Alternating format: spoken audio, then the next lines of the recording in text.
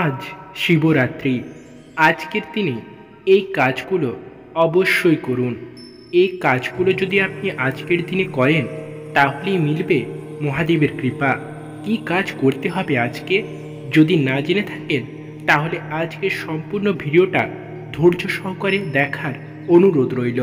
এবং ভিডিওটি ভালো লাগলে অবশ্যই ভিডিওটিতে একটা লাইক করে, চ্যানেলে নতুন হলে চ্যানেলটিকে সাবস্ক্রাইব করে পাশে থাকবেন।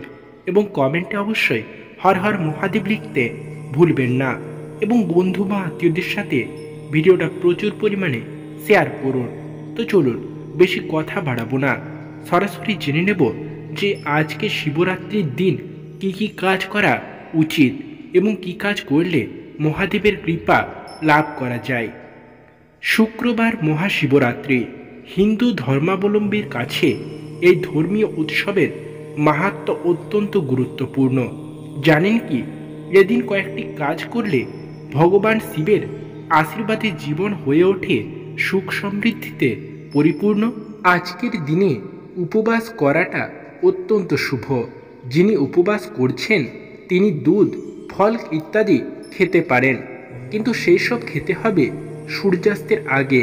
সেই সঙ্গে শিবের রুদ্রাভিষেক ও মহামৃত্যুঞ্জয় মন্ত্র জপ করা একেবারে উচিত। আজকের দিনে শিবলিঙ্গে জল ঢালা এবং বেলপাতা দিয়ে মহাদেবের পুজো করার পূর্ণফল তো সকলেই জানে, তবে শিবকে দুধ কিংবা ক্ষীর অর্পণ করা আজকের দিনে উচিত।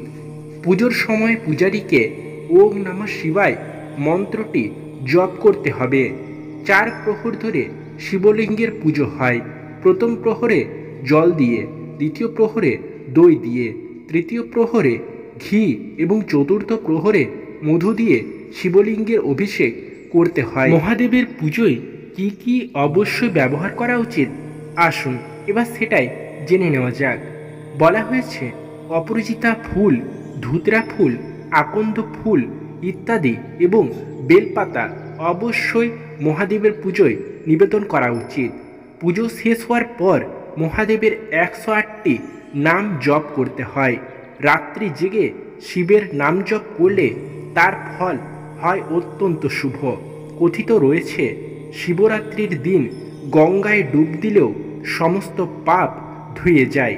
তো বন্ধুরা, এই ছিল কয়েকটি কাজ যা আজকের দিনে অর্থাৎ মহাশিবরাত্রির দিন করা উচিত। তো বন্ধুরা, আজকের ভিডিওটা এই পর্যন্তই। দেখা হচ্ছে আর একটা নতুন কোনো ভিডিওতে। ততক্ষণের জন্য ভালো থাকবেন, সুস্থ থাকবেন, দেখতে থাকবেন আজকের কথা। নমস্কার।